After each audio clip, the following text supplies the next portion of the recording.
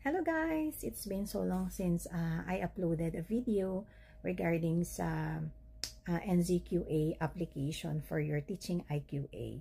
So let us answer this question. Kailangan pa ba na ipa-notarize yung document or ipa-certify bago natin ipa-scan ito at i-upload sa website ng NZQA Teaching IQA?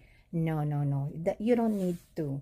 You just need to scan your document, make sure that it is a colored copy and no cut edges and no missing details. So yun lamang po. No need for it to be certified or notarized. That is for the requirements of NZQA Teaching IQA. Ibang usapan naman po kapag sa document na kakailanganin ninyo for your teaching certificate registration sa Teaching Council ng New Zealand. So, follow for more video. Thank you for watching.